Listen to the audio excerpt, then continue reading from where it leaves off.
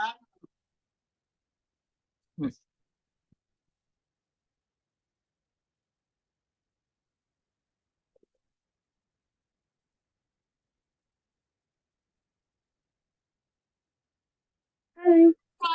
Hi, how are you? Good. How are you? How was your week? Interesting, busy. Good. Oh, I Lots. like your top. I was definitely thinking about, I was definitely thinking a lot about our class last week, this week, and I'm looking forward to starting this next meetup that we're doing, which is this idea of like clean energy, because I definitely think that it's something that um, really is something like I need to be working on. So I think that it's great. Lala, welcome. So happy to see you. I like your top, Lily. It's really pretty. It looks comfortable. Thank you. Just Thank to you. make you all jealous. Hi. Wow. It's not jealous. Now we're all there with you. I was supposed to go up north today to see my cousins in the Golan Heights. So that didn't happen. So pretty. I'm glad you're Yeah. enjoying in Tel Aviv then. Yeah, no, the reason I'm here is because of the war escalating, obviously. It's too dangerous to go. But so I thought Shara B'Teflon will come in handy. So I do intend to go up. It just I've got to wait a little bit to see what happens. We have to trust it's going to be good, right? Trust it's going to be for the good. Yeah, 100%. This whole time that I've been here, this whole month, I've not really had a plan, but everything has just worked out. Honestly, every single step of the way, even from the apartments that I found and from people helping me. And it's just been like when you live your life with the tough one, it's just a different life, really. It's just in flow all the time. So nice. I'm going to come off video because, first of all, I don't know, this is being recorded probably. And then, Yeah. yeah, let's take it off then. Enjoy. Thank you. Everything. Don't forget your We'll catch sunscreen. up later. Yeah. So for anybody who missed last week or didn't get a chance to watch the recording, we're starting a new character trait. We finished the character trait of Zrizut, which is motivated, inspired, aligned action. And now we're in this area called Nikiut on page 133, and that's clean energy. And this idea of the nuances in our behavior, the nuances, the details, this idea of having a really like clean, open, no agenda in our bitachon, in our everyday behavior, in our relationships, in our money, in our health. And I was saying when you guys came on to Esther, I think this is a huge struggle for me. I feel like I've worked on myself a lot and I'm always like refocusing in the right direction and refocused on love, but there's dirt still there. There's old traumas, there's old things that are getting brought up and you have to deal with and you have to keep healing. And this internal cleanliness is definitely something that I very much relate to, that I want to delve into and work on, because I do think that it's sometimes the difference between fully feeling that support and getting that final, real thing that you were looking for, or being able to see how the thing you got was the real thing that you were looking for, versus being positive that this will be fine and the good's still coming. Really being able to be more joyful, and especially with all the things happening, I feel like that's connected to this idea of clean energy. So we're It's like starting putting the Pesach on ourselves and getting to the Seder. exactly. So we're starting on the details. So now we're going to really get into detail into what this idea of clean is, page 133. So the Ramchal has indicated that even people who profess to be sincere in their observance of Torah inadvertently transgress Torah as a result of distortion of judgment, right? How many times do we want to do good and there's so much stuff there, we're not sure which way is good. It feels very confused. It feels very confused. And as a return of rationalizations and justifications, in our actions to satisfy our desires, he's going to continue now. While there are many numerous details regarding this Nikias, this cleanliness, which apply to 365 prohibitions of the Torah, there are prohibitions where the Yetzer Hara makes an extra effort to entrap us, focusing on those things for which a person may have a particularly strong desire. Hence, it is especially important to develop Nekius with, and everybody has their thing. As somebody who works with people on their relationship with food, it's so hard, even for myself, as someone who struggled with food at certain times, to tell, is now the time to indulge, or is now the time to check in emotionally, and this isn't the appropriate time to indulge? Is now the time to be more focused and controlled? Is now the time to put everything else aside and do the simplest and not worry about things? And right, and with our money, some people are like very diligent in their money, and other people, it's always a struggle. It's always a struggle, how much to do, how to invest, what to do. Like everything feels very confused. Should they give the charity? When should they give the charity, right? The taxes count first. Everyone has their rationalizations. There are people with relationships that are always rationalizing and justifying, right? Whether you're a people pleaser, I can't take time for myself because I have to give, I have to give, I have to give. She needs me, she needs me. Or where, let's say, some version of more self-oriented, right? Selfish, of like, no, I can't help her. I can't do this. It would be too much for me, right? Like, and we don't extend ourselves. So we understand, and he's bringing up here how normal this is. So let's just normalize. He wouldn't talk about it if this wasn't a normal struggle for everybody in creation, in whatever point in their character this comes up for them. Okay.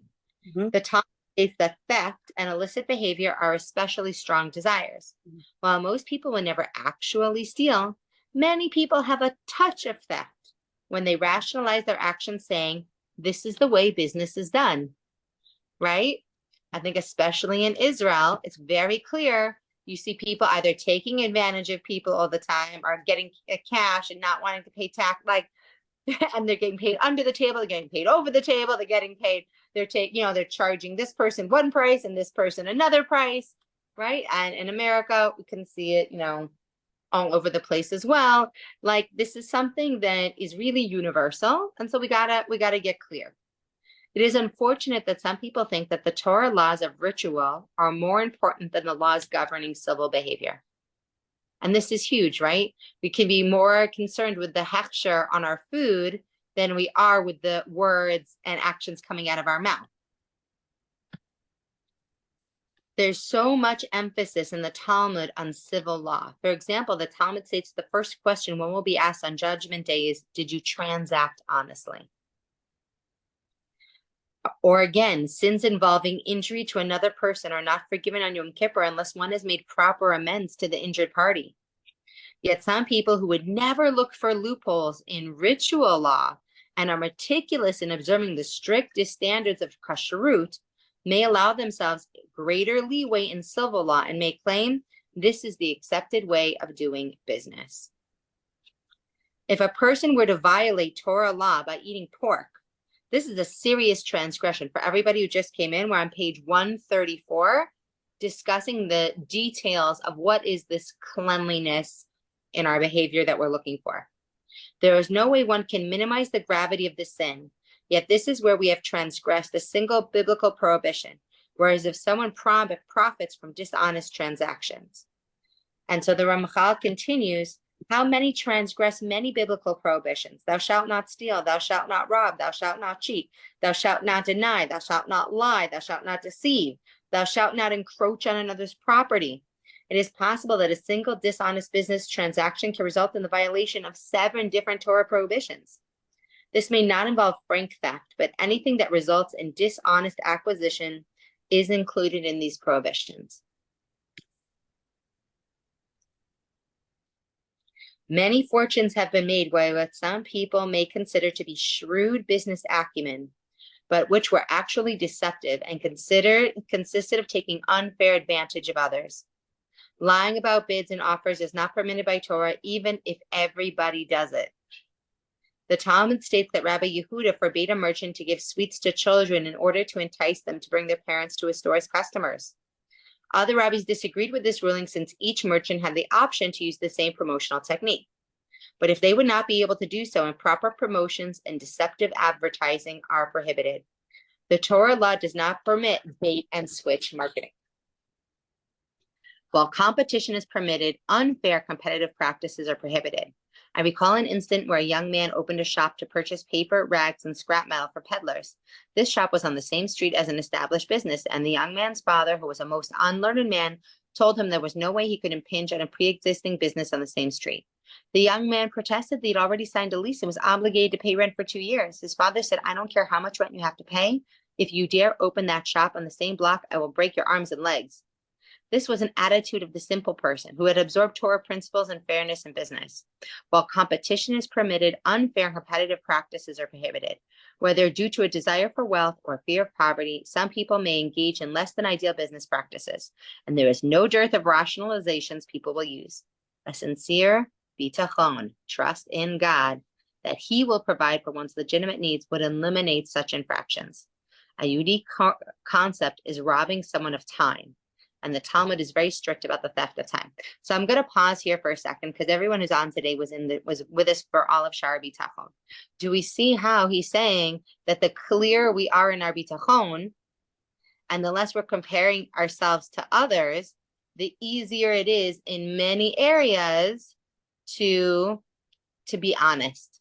Because if you know that your business is not going to be hurt by being on the second street, even if the first one seems better, and if you really believe that the money that you're getting didn't come from the marketing but came from Hashem, then, you wouldn't be as tempted. And he's saying here, just like he said in the Gate of Trust, that God often allows somebody to be successful using an inappropriate tactic as a test for the rest of us. Are we going to copy him, or are we going to do what's right? And how we go about things is so important. And I think desperation is the enemy of bitachon. Anytime we feel like we're failing and we're desperate, I myself have felt desperate sometimes, right? You're desperate to heal that relationship with that kid in that moment. You feel desperate to lose the weight before that event. You feel desperate because this bill is coming up. And then we have two options. We lechazek our bitachon, or we act out of desperation. And I think today, and when we act out of desperation, we're almost always using rationalizations and justifications, and it's not clean. Thoughts before we talk about theft of time, which I think is a little bit different, same but different. Anybody have thoughts, experiences, something you want to share, somewhere this resonates with you? So, yeah, I think, the whole story about, is that written in the thing, it's probably from a while back, but I think breaking someone's arms and legs or threatening to do that is a bit much. And I get the point that you shouldn't have competition, like to open up a shop right next to someone else's. But then there's also law of market economics, which says that the more coffee shops, the more foot traffic. And so it depends on, the circumstances. Mm-hmm. Well, that was the story. If you also have bitachon, you think it doesn't matter if there's two shops on the same street. The other person will also still get their income. Geula is full of bitachon. Mm-hmm. You walk over there. What stores are there? Oh, shoe stores. Let's open another one. They must be doing it. Yeah, because it becomes a hub for people who want to go for shoes, and they're there anyway. So Right. I don't know. There's two views on it. I'm not saying that they're wrong, but I'm just thinking that market economics has developed a little bit to understand that there is. But I think the point that it's making is you shouldn't try and grab someone else's business away from them. And you have to be honest in your dealings, in your business dealings, and you have to be fair. So not to try and undercut someone else. And that bait and switch is very subtle. In every marketing class I've ever taken, they're always like, well, don't tell them what you're going to give them. Tell them like what they want. They want to lose weight. Don't tell them how you're going to help their relationship with food and it's going to be right and deep and meaningful and it's going to change their life. Just tell them they'll lose 20 pounds. Yeah, but I can't guarantee what weight they're going to lose and how much time. Talk about an average of other people, but that's not something you want to guarantee. You want to talk about how you're going to change their life, what you're actually going to give them. But it's a constant fight uphill to hear, well, where's the smart marketing in that? Where's the truth in that you are also going to deliver that result, and that's the result they care about. But at the same time, not getting stuck in that bait and switch mentality of someone coming in and saying, oh, I thought we were just here to like, eat less and whatever, and why are we talking about all this other stuff, right? So it's really that, like, I think Shlomi said, there's many different ideas, right? There's also speak to your ideal client, speak to the person who wants what you really are giving them, and trust that the right people are going to find you and you're going to find the right people, right? Bitachon mindset on marketing. But you see, and on social media today, we're inundated with fads and with marketing. And that is also how the evil people are spreading evil today, right? It's all marketing. It's so interesting you're saying that right now, Lily, because during this month, I paid a lot of money for a course on business marketing. And it just felt less and less clean and less me until I just stopped it and I stopped doing it. And I've come literally right off social media, don't even have a website. While I've been here, I've barely done anything except just socialize and talk to people. And I picked up 3 new clients just from being myself and not, I can't handle the marketing thing. It can really carry you away into some ugly places. And I've seen it and I don't like it when it's done to me. So I don't want to do it to anyone else, and you can't promise results. We're taught to never promise results. You can only say, look, I'm going to show up for you. You also have to show up for yourself. The results are all possible, but it's on the client, Mm-hmm. But yeah, it's the struggle that I've been having as well. It's interesting that you're touching on it. But I do find that the more I'm relaxed into it and the more bitachon I have, the clients do show up just out of nowhere. That's amazing. Probably, yeah. Okay. Let's talk about stealing time. The halacha exempts hired workers from reciting many blessings over food and does not permit them to recite more than the first section of Shema. Rabbi Abba I'm sorry, I lost your place. Sorry, I'm on page 136. Yeah, that's why I lost the place. I'm not. Thank you. Okay. He was not even to return a greeting to scholars when he was working for someone. A hired person has sold his time to his employer, and personal use of any time which does not belong to him is theft. One may not even perform mitzvot on an employer's time. Just as theft of money is theft, so is theft of time. A person who is otherwise observant of Torah might not think twice about extending the coffee break beyond the allotted time or leaving a bit early from work if the boss is not there. The Ramchal states that this is no different from burglarizing his home.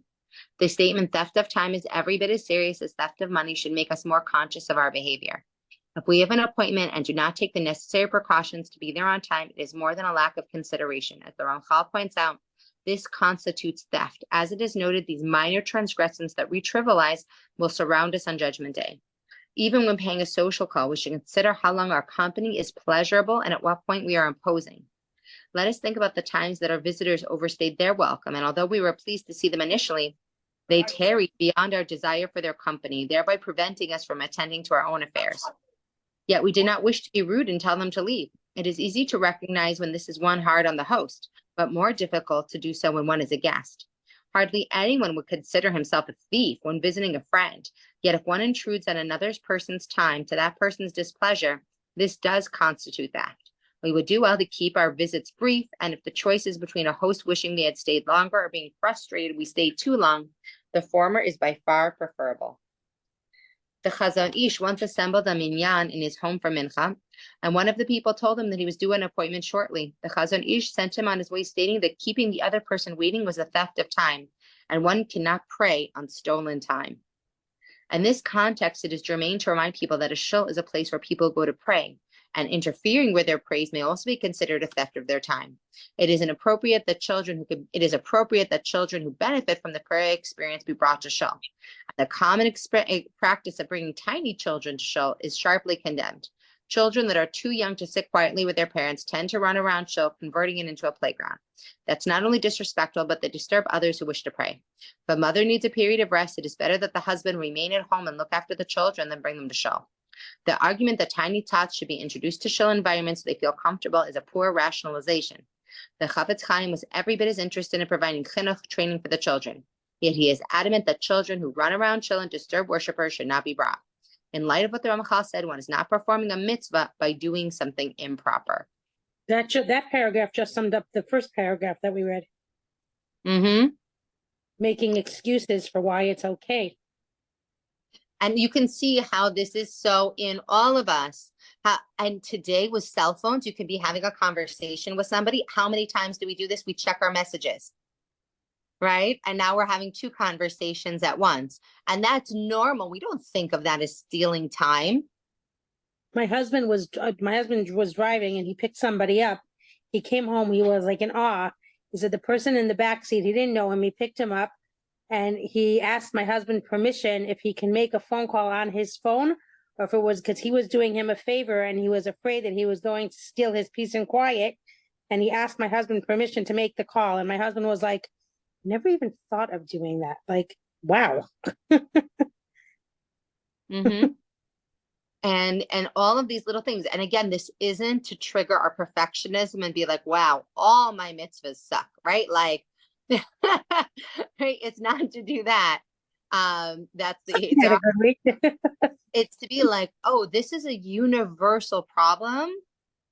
And do you remember, I think in earlier one of these chapters, they talked about, how the Talmidim of this rabbi would go when he would do tashlich before Yom Kippur, and he would throw the breadcrumbs in the water for the fish that are the sins, and they would go and they would collect the breadcrumbs, and they would say, I want his sins. These are his sins. I want these sins, can trade them for my sins, right? Like, That's these are funny. sins. It's not that I'm not doing the chesed, but maybe, I'm doing the chesed and then I did it on my work hours, or this is so hard. Like, I would say this is really hard. Something pulled in me also when you were reading the paragraph about being on time. Think about the times that our visitor, not open them beforehand, precautions to be there on time. It's more than just a lack of consideration. First thing that went through my mind when you read that was outcome and hishtadlus, that you go to a doctor's office, go to so many offices in this country, even in the States, really, anywhere you go, and you have an appointment and you're there for that appointment, but there are other people who will come that have appointments 5 hours before and they just show up now and then they're taken in, or whatever the case.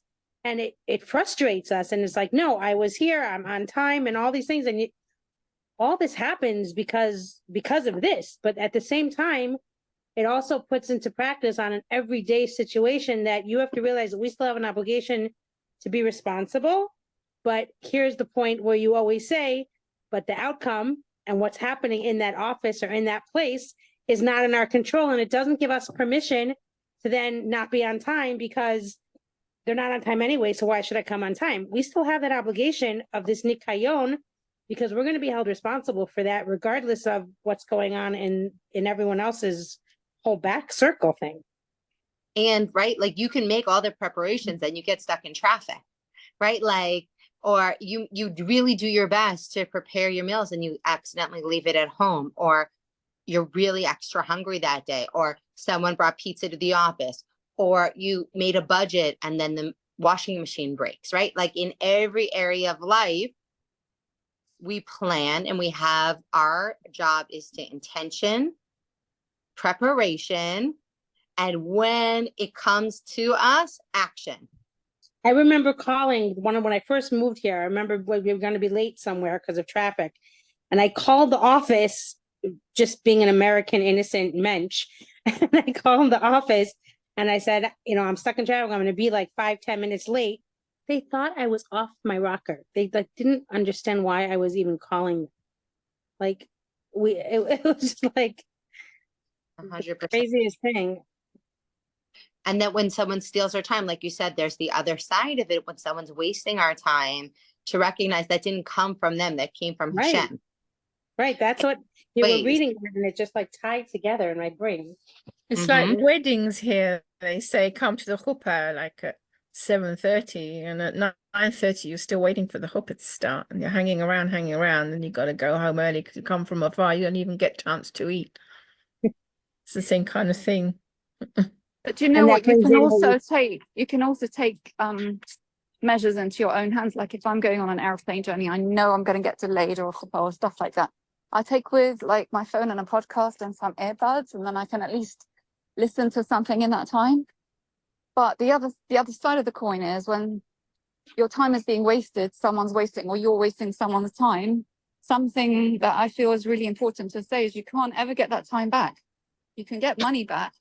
So it's actually worse, to waste someone's time. That's something it's a commodity that's so special and rare. You'll not get it back. And we talk about wasting our own time, right? Which is, and again, remember that every time we think to ourselves, oh, I should send this one message, I should do this thing, and we don't do it, every little act is like a triple, like that 5 minutes that the laundry basket's empty of cleanliness. Like you can't stop more laundry from coming into the basket. But there was like 5 amazing minutes when like there's no laundry or no dishes in the sink. Like we got to celebrate and triumph in those minutes, because I think this is really one of the hardest things, and it's why bitachon is at that store of everything. The Ramchal spares nothing in his condemnation of less than fair. Oh, sorry. One must be cautious to avoid deceit. While a merchant is permitted to make his merchandise appear attractive, he must be careful not to deceive. It is forbidden to refurbish old objects and sell them as new. It is forbidden to produce of several qualities to give the impression that all is top quality. The Torah condemns such practices as wrong, hateful, abominable, despised, and detested by God. Furthermore, the Talmud states that stealing even a penny from a person is as grievous a sin as taking his life. The Ramchal spares nothing in his condemnation of less than fair and honest business practices. Let me cite several anecdotes of our great Torah personalities regarding fairness in fiscal matters. When the Chafetz Chaim was a child of 4, he was playing with his friends when a woman selling apples pushed her cart on the street and several apples fell off. The children, including little Yisrael Meir, gleefully picked up the fallen apples and ran off.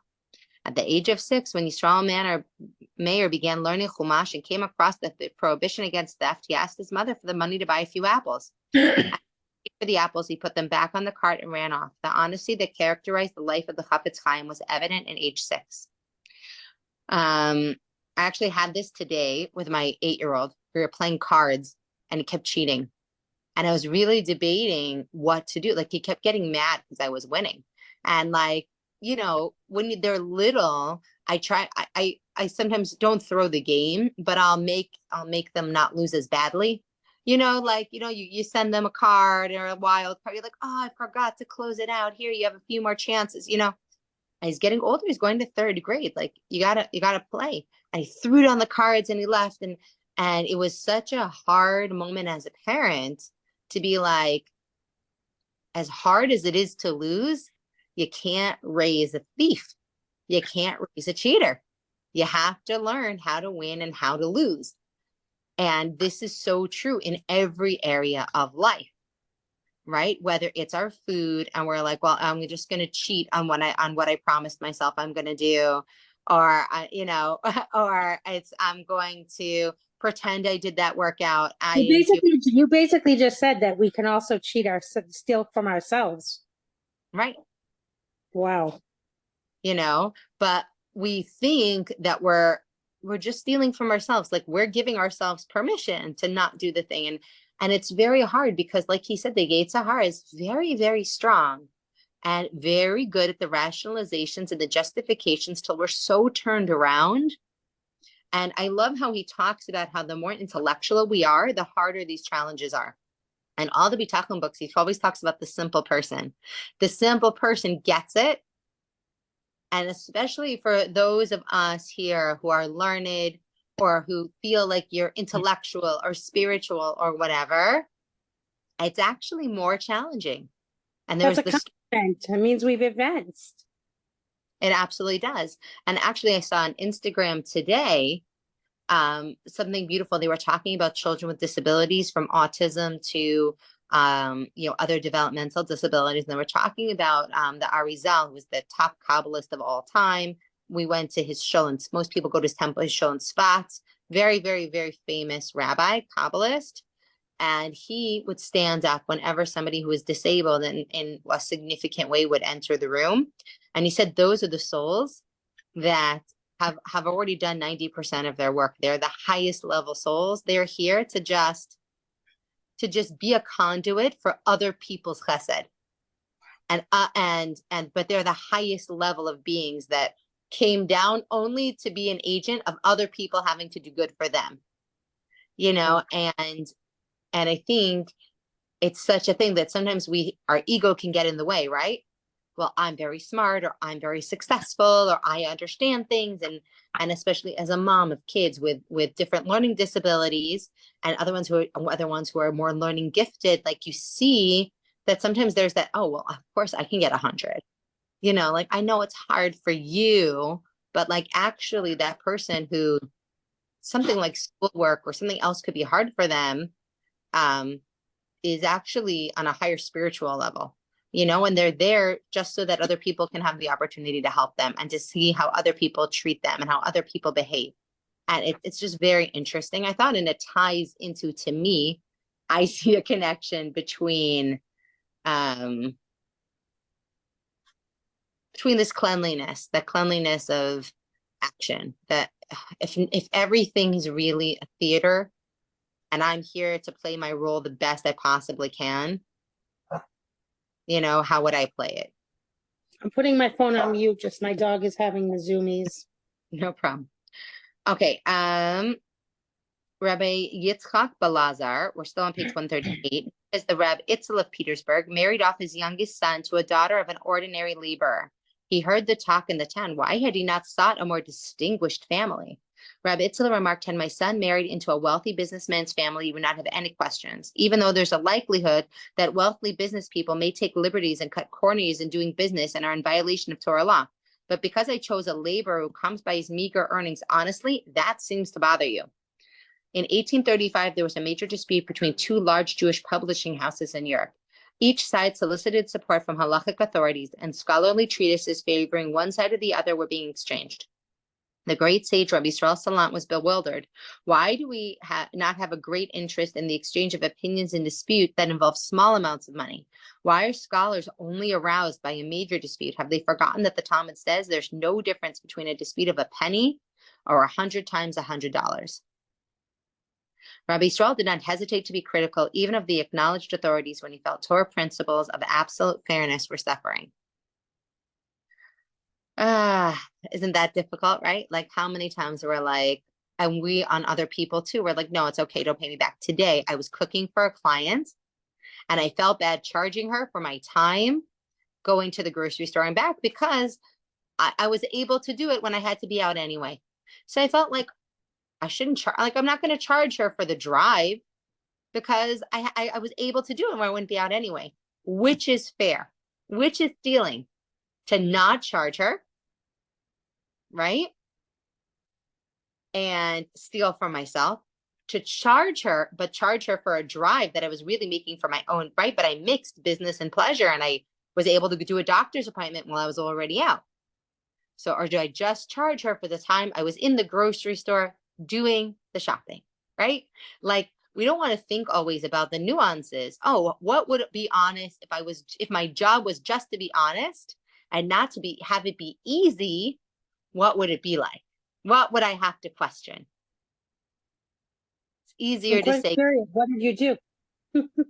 It really came to me now. I billed her for my hours of cooking, and I figured, like, I'd add up all the time once I deliver of all the driving time of anytime I was just going for her, I'll charge her the whole thing. Anytime I was just in a store.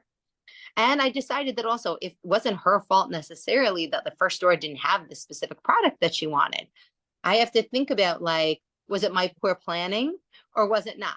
I won't know that without reading this, that I would have bothered To think Wow. about would have just been like, fine, I'm not charging her for that. I'm making enough. I don't care. I wouldn't have thought about, is that honest? What's honesty really? I don't, Right. there's justifications and rationalizations and so much stuff in it. Wow. Also want to have someone to talk to, right, about these things. And then do we bother to then ask the question? We're like, oh, but it's 5 shekel. Why should I bother the rabbi to ask the Dude. Wow. right thing? Right? All it's just coming up. Okay. Over and above primary fault and transacting dishonestly, which is the unjust acquisition of others' property, such behavior also indicates a trust in God. A person who sincerely believes in God trusts that God will provide for his needs, and he will never stoop to questionable methods of acquisition. The Hasidic master Rabbi Mendel of Remenov received a complaint from a merchant who was worried from a competitor would cut into his profits. Rabbi Mendel said, if you observe a house drinking from a brook, you will see that he taps with his forepaw while drinking. Do you know why? Because he sees his reflection in the water. He thinks there's another horse drinking, and because he is worried that the other horse will drink the water, he scares him off. Wow. Do you not wish to share the mentality of a horse? Whatever is destined for you can't be taken away from anyone, by anyone else. Honest marketing is permissible, but one may not conceal a defect in the merchandise. The Torah is very strict about accurate weights and measures, and the Talmud states that using dishonest weights is among the most grievous of all sins. The sin of usury is also very grave, on which the Talmud concerned the pasuk in Ezekiel, who says one is guilty of usury will not merit resurrection in the world to come. To summarize, that just as the desire for acquisition is great, so are the pitfalls it represents. Many people practice piety in other affairs, but fail to achieve commensurate perfection with despising dishonest gain. Alas, people may usurp the right to discriminate among Torah prohibitions. Rabbi Chaim Soloveitchik of Brisk related that the townspeople asked him if they could participate in a Sudat mitzvah given by a known thief. He at once sent for the thief. What would you do if you had the opportunity to burglarize a home on Shabbos? He asked. I would do it, the thief answered. And if it necessitated breaking a lock and lighting a candle to see in the dark, then I would break the lock and light the candle, said the thief. I suppose if you were in the home of a non-Jew and you found treif food, and such as pork, I would steal them and sell them to someone who deals in non-kosher food. Why wouldn't you eat them yourself? Rav Chaim asked. The thief reacted with shock. Eat pork? How dare you say that? Do you think I'm not a Jew? Rabbi Chaim then asked, how can you act with such revulsion to one Torah mission and totally disregard others? The thief said, I don't understand you, Rabbi. Stealing is my livelihood. What does that have to do with eating pork? I'm still a Jew, am I not?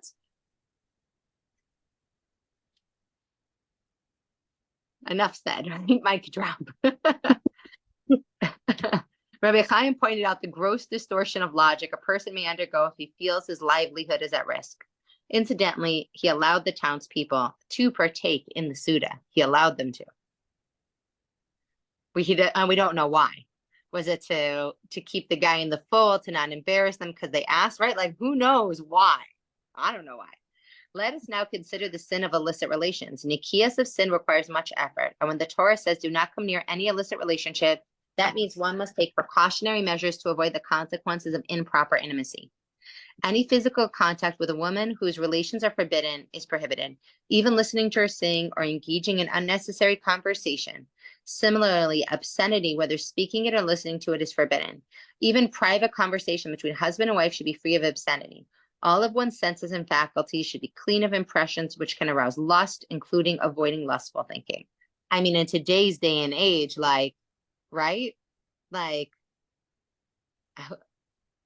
I have a very pious, lovely, lovely, lovely friend who literally once said to me, like, I can't really be friends with somebody who doesn't know how to use the F word ever. Like, they're not relatable. Like, and you never hear her speak like that, but she's like, there's moments, right? Like, but that's the age that we grew up in. That's the age that we live in. My kids who grew up here in Israel in a much more less media, and they have phones and they have Instagram, etc. When they're younger, like I remember that, like, music and things like that, I'd be like listening to it from a kid's perspective, and you're like, oh my God, right? And growing up in America versus growing up in Israel, though now with cell phones, you know what I mean? Like, we become so, like, this is, I think, so hard in our day and age. And we have to remember, we're not looking for perfection. We're saying, like, from where you live in your lifestyle and what's happening for you right now, what's the tiniest thing that we could do to clean up our space, whether it's being a little bit more aware of our speech, right?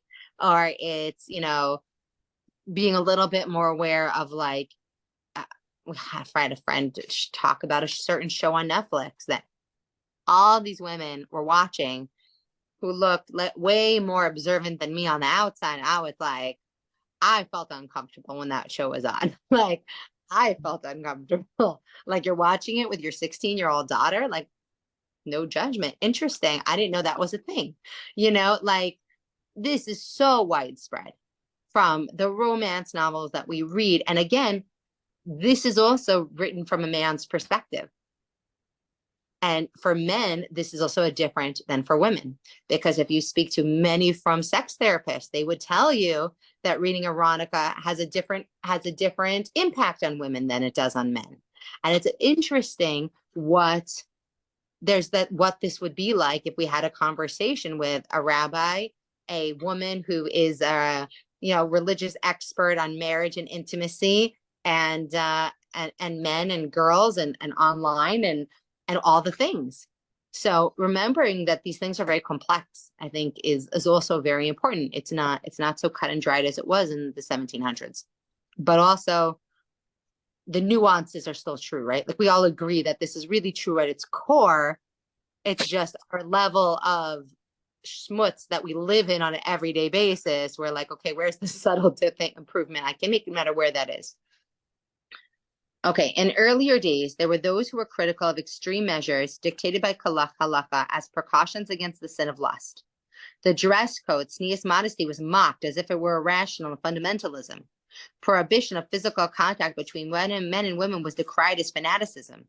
Today, one must be frankly thick-headed if one fails to realize that our sages were right.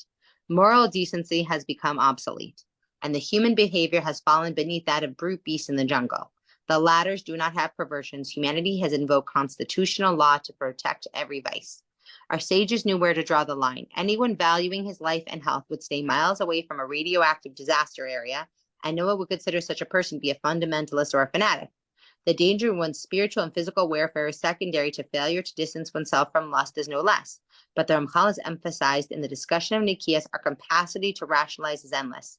One is not tempted toward radioactivity, hence one can appreciate the danger. When physical temptations are intense, rationalizations override perception of danger and people dupe themselves into disaster. And this is so complicated because you have the man's perspective, and then you have today a controversy all about women in general. All pictures of frum women being taken out of all frum magazines and advertisements to the only pictures of a family that you'll see in magazines and storybooks is a man and 3 boys. What about his daughters? What about the wife? Where's the mother?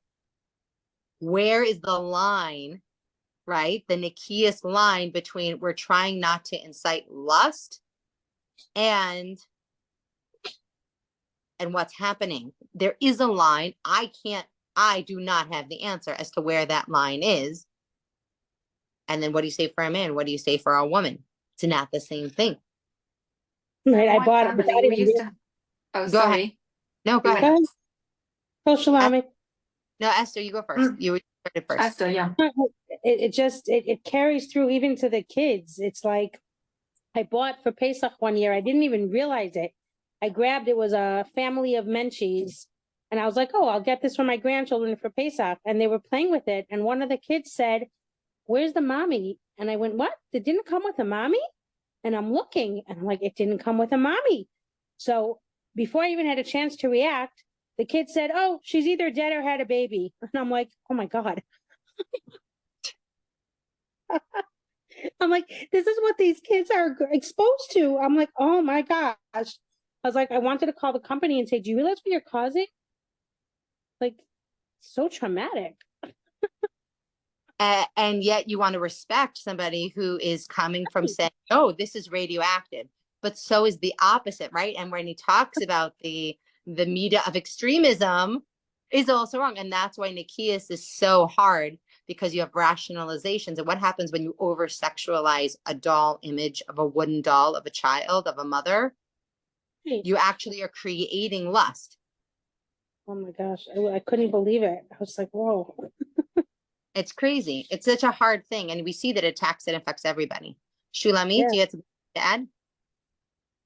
No, pretty much the same thing. There used to be a saying in Yiddish, zu frum macht krumm. It's like if you get too religious, makes you crooked.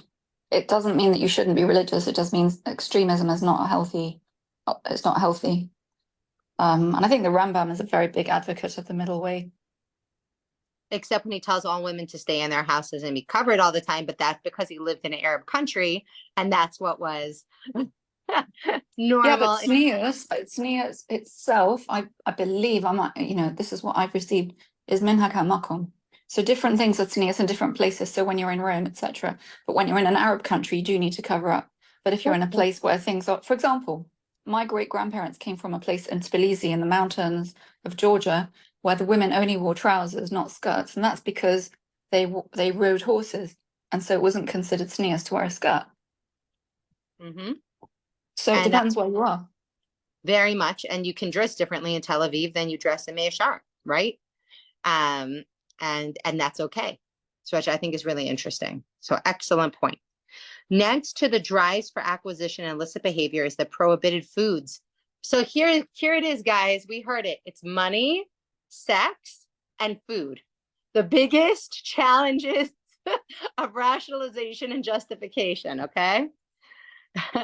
Regardless of what nature the prohibition may be, unclean animals, milk with meat, blood, forbidden wines, they are forbidden in themselves or ingredients in other products. The Talmud says prohibited foods have a negative effect on a person's emotions. They serve as a barrier between him and God. Even thinking person, if faced with food that is poisonous or contains poisonous ingredients, would certainly not eat it, even if the danger were minimal. And yet, like, you cannot even say that today in the amount of crap we consume, right? No, it's poisonous. People still smoke. And in Israel right now, since the war started, it is terrible. Oh, really? Terrible. And people, nutritionists say you are what you eat. Although some may take issue with this, there's no question that certain foods have a deleterious effect on some people. It's common. A what effect? Bad, deleterious. Deleterious? I think I learn a new vocabulary word every week from you. Yes, well, it's not from me. It's from Rabbi Tversky, PhD. Right.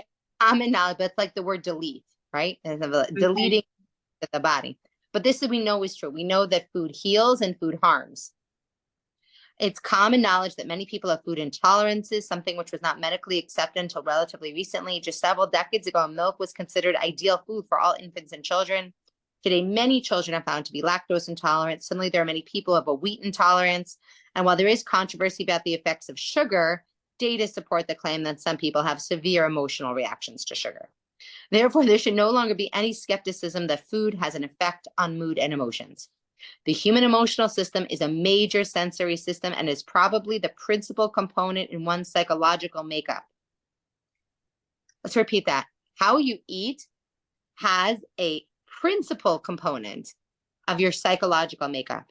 Any distortion in emotional perception is apt to have marked behavioral impact. Comfort food is an example. That's a challenge. Comfort food is an example. Exactly.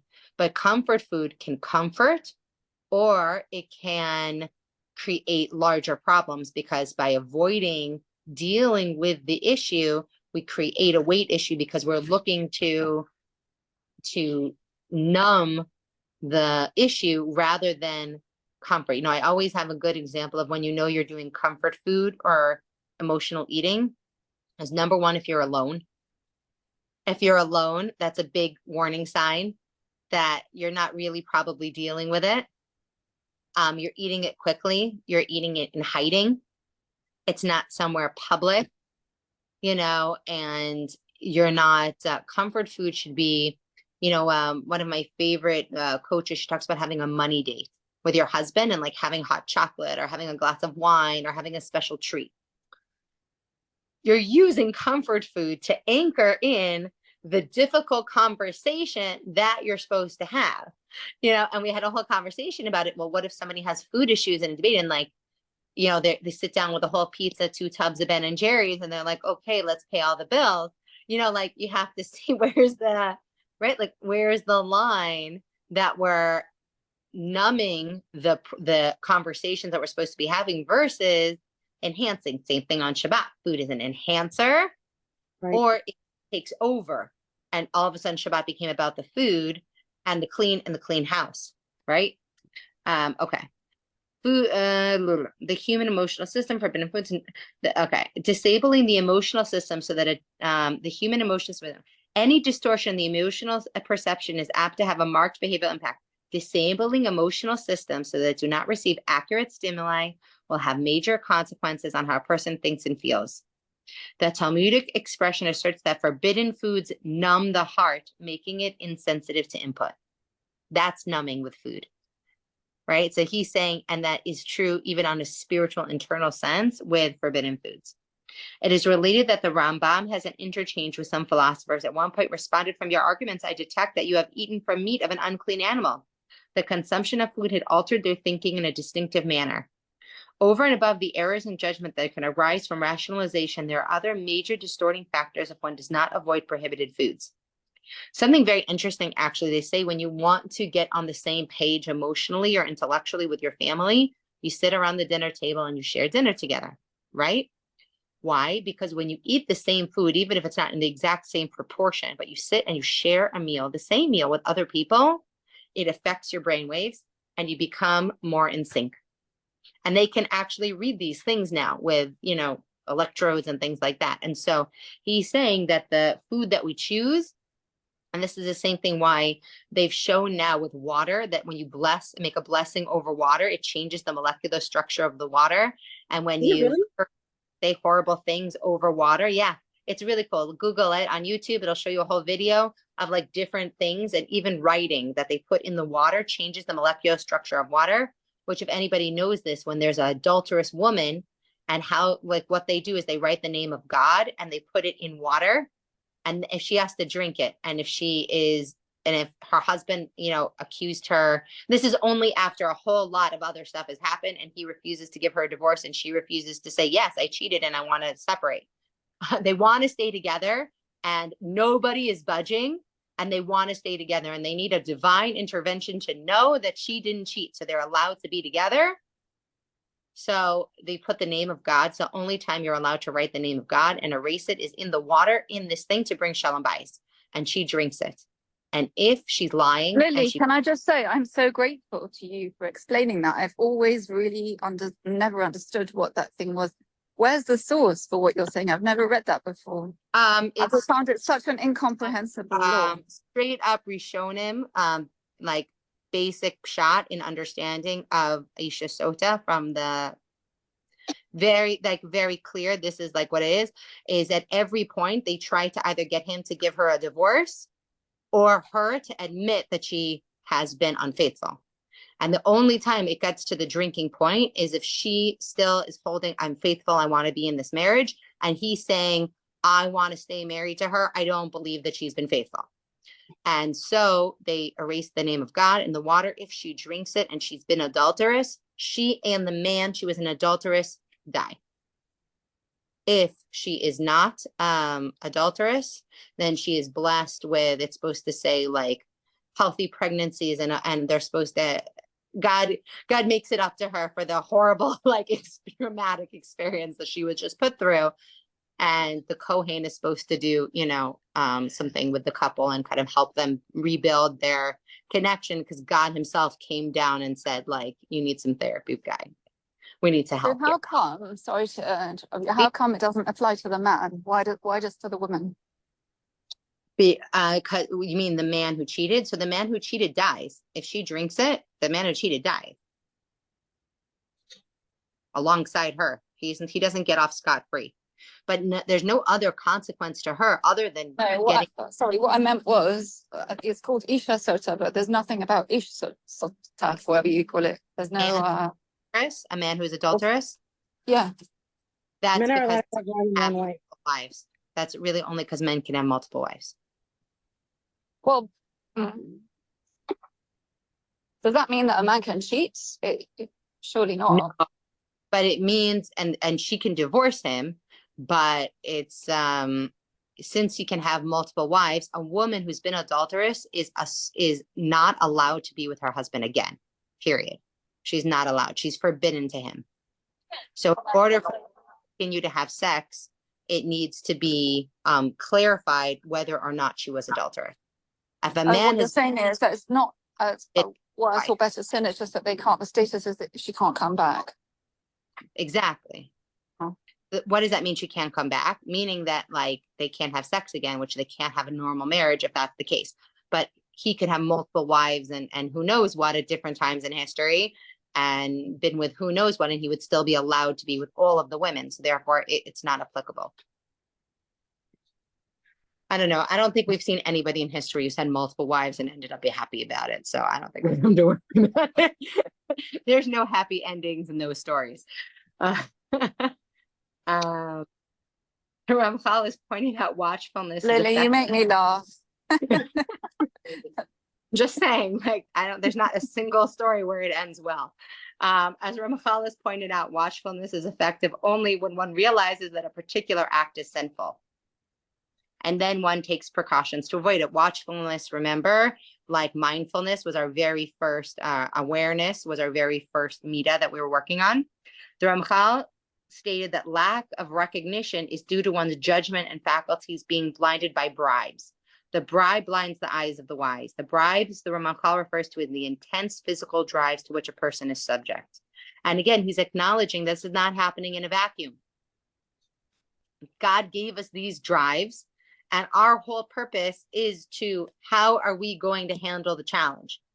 It's not that we have to be perfect. It's how are we going to handle the challenge? How are we going to go about it when we're being bribed? A bribed person may gratify desires by rationalize whatever he wishes to do is permissible. The Ramchal listed that the desire for wealth, lust, and appetite are the strongest desires that obscure cognizance of sin. That's also, the areas that we most need therapy and outside help, right? Is in our money, in our relationships, and in our food, because we are so blind. All of us, myself included. The Ramchal now proceeds to list another group of sins which may not be easily recognizable, which he refers to the sins of interpersonal relations, social interaction, which we do reflexively without taking time to deliberate about what we're going to say. In the Rambam's famous letter to his son, he warned him to always think before you speak, and this is excellent advice, to which too often goes unheeded. The problem in the category of sin is that there's an intense drive for gratification and the first group, but that one simply does not take the time to think before speaking. And we're going to end there. Right there. Yes, we're going to stop right there. Any aha moment, any thoughts, anything you had today, you enjoyed today's class? Share something. You get me through my week. You guys get me through. This is my favorite. I really appreciate getting to learn this right alongside you guys. It's amazing. I was thinking about something you were saying earlier when you were talking about how you try to figure out charging people and not charging people and all of this. And not that I have mastered this in any way, but I feel like time and age kind of thing helps a little bit. But the way I kind of work it in my mind to help me create boundaries and help do things is that when I keep giving of myself and depleting myself by either financially or time, then I'm not able to give myself fully to something else and more meaningfully to something else. And so really I'm not being clean because in general, the person doesn't know. Like if I'm not, they just think that's the price or that's the thing or whatever. And so it's not like they're angry or upset or anything. And I find that when I look at people who I really admire, I don't think anything. I just think, oh, that's what they charge and that's what they do. And they're able to give, and I have an expectation of them. And then, then they have the ability to then provide more services or help other people. Whereas if you're always depleting yourself, you're not really doing good for anybody in the long run. But I think, I find that to be really hard. because you want to be giving and you want to be all these things. But when you do that, you're really depleting yourself for the next person, which is where the bad part, where the not so good part comes in, because you're not showing up 100%. And And, sometimes that other person is your family, nearest and dearest. right. And so if you deplete yourself, then it's really, I mean, I think when I think about the people I admire or the people who have success or things, that it's because of these very clear boundaries and boundaries with themselves, that it's, that as a self-love, that then can go throughout your day and your life if you're not constantly being. I feel that to be so true in my coaching. I did this one favor of like taking a client for cooking. And so also for my cooking time, like I have my charge, I'm not doing other things and I'm effective. I just felt like the driving time, but again, she's having me, a professional nutritionist, schlep the food instead of put it in a cab. So I guess, I mean, that's what you're paying for. You're paying for door-to-door service. Like you're not paying for me to put it in a cab. You want me to come and like, and do the.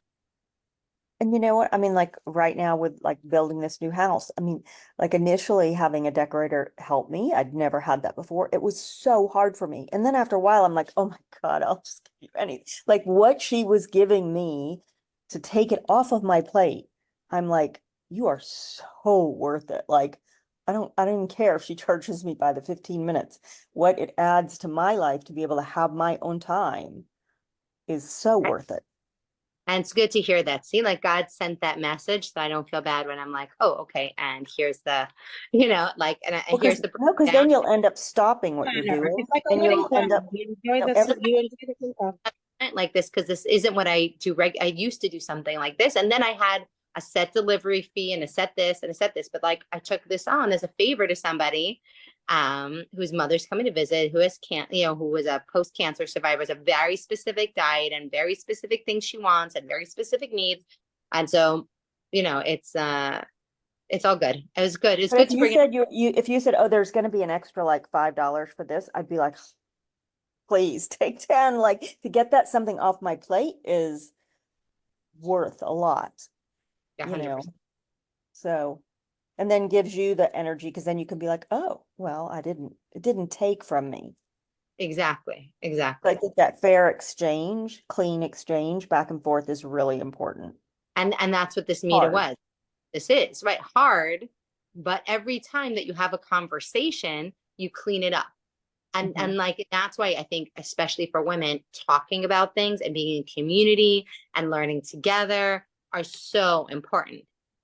My Because daughter and I always talk about it. I always say, okay, wait a minute. When she comes to me with a conversation, I go, wait a minute, how clean is your side of the street? And then she has to really think about it. Because there's no one's street is perfect. right, I like that phrase. 100%, especially with our spouses, especially with like, I say to my husband, like when I'm getting on the girls, like to clean their room, I'm like, wait, I need to go check our room.